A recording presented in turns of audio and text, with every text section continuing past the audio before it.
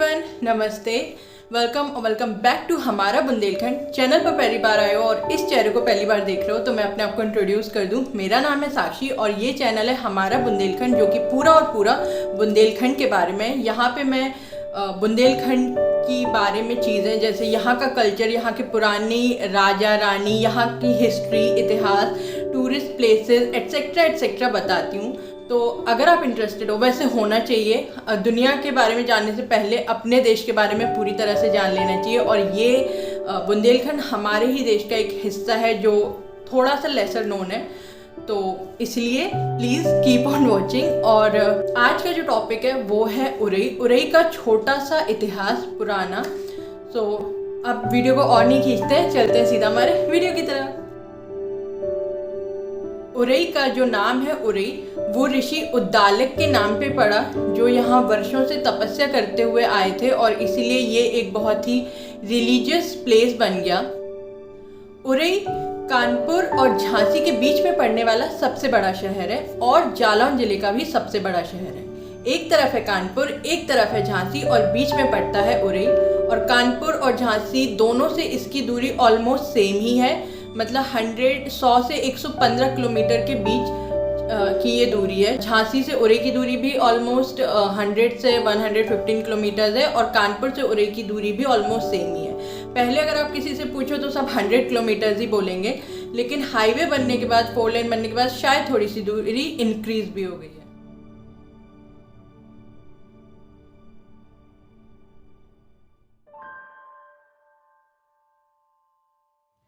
उरई को Orai city of king माहिल भी कहा जाता है। नाम से ही पता चलता है यह राजा माहिल का क्षेत्र है। और उरई में एक बहुत ही फेमस माहिल तालाब है जो यहाँ के राजा के ऊपर ही पड़ा है। अगर हम राजा माहिल की बात करें तो उनके बारे में इतिहास में कुछ अच्छी चीज़ें हमें जानने को नहीं मिली। सबसे पहली बात कि राजा आल्हा और उदल जो परमाल वंश के राजा के सेनापति के पुत्र थे, जिन्हें हम बहुत ही वीर योद्धा के रूप में जानते हैं। माहिल उनके मामा थे और उन्होंने अपने भांजों के साथ भी धोखा किया।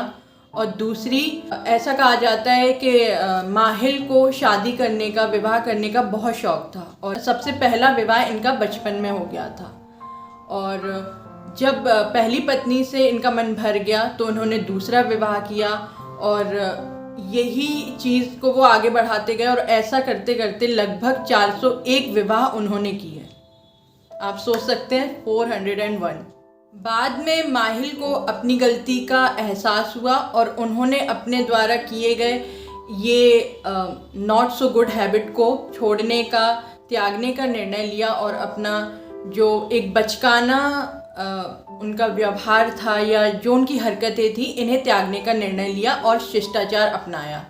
और ऐसा करने के लिए उन्होंने अपनी सभी पत्नियों के लिए एक आश्रम बनवाया जहाँ पे वो अपने मन मुताबिक रह सके।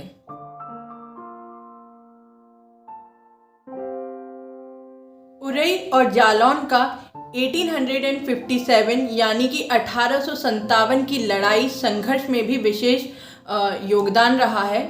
चाहे हम रानी लक्ष्मीबाई की बात करें जो झांसी से निकलकर कालपी गई, उरई गई और यहाँ उन्होंने लड़ाई करी, अपनी युद्ध नीतियाँ बनाई।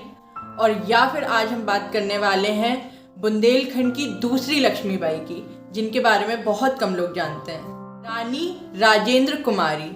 जी हाँ, इन्हें बुंदेलखंड की दूसरी लक्ष्मीबाई कहा जाता है, जिनका विवाह राठ मंगरौठ निवासी दीवान शत्रुघ्न सिंह के साथ हुआ था।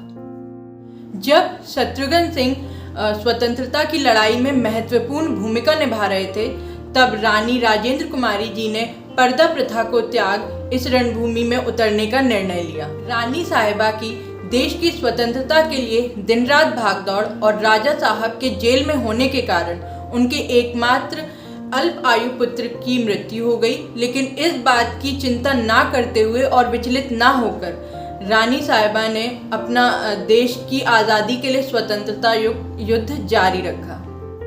और ये थी उरई की छोटी सी एक हिस्ट्री।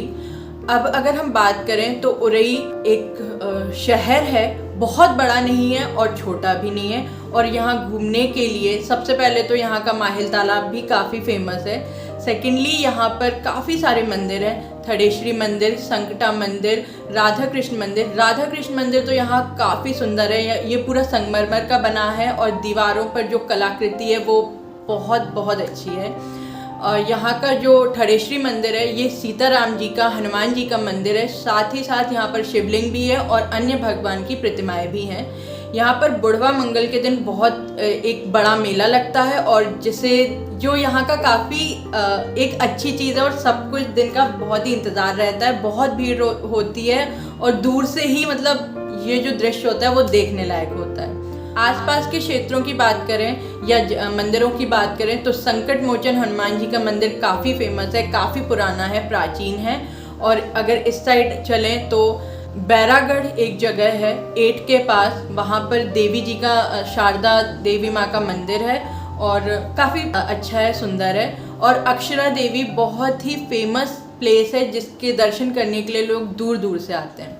उरई पर्टिकुलर में जो राधा कृष्ण मंदिर है यहाँ पर यज्ञ का आयोजन होता है और इसमें मेला भी लगता है जिसे मंडी का मेला कहा जाता है और यहाँ के लोग इस दिन का बहुत बहुत इंतज़ार करते हैं। वो मेला भी काफ़ी अच्छा होता है, लाइक जैसे और मेले होते हैं, बट सबको बहुत इंतज़ार रहता है और बहुत अच्छा भी लगता है।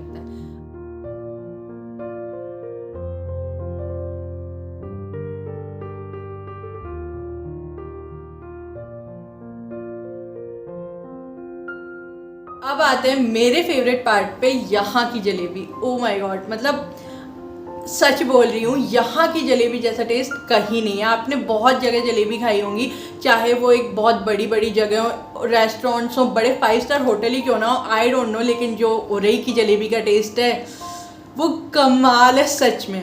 स्पेशली यहाँ की 2-3 दुकानें, मतलब मैं हर एक शॉप की बात नहीं करूँगी, लेकिन जैसे लालमन है और शंकर स्वीट्स, या फिर शंकर स्वीट के बगल में एक दुकान है शायद डीलामल, वहाँ की जलेबी आप खाओ ना, आप मुझे पर्सनली थैंक यू बोल के जाओगे। बेस्ट जलेबी होती हैं। और उरई के स्टेशन के रसगुल्ले। तो ये है उरई की छोटी सी कहानी।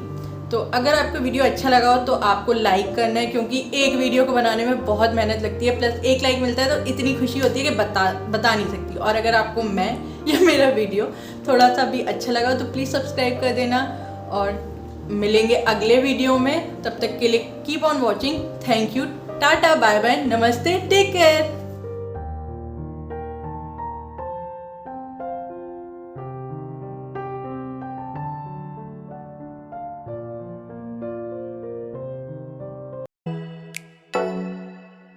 Oh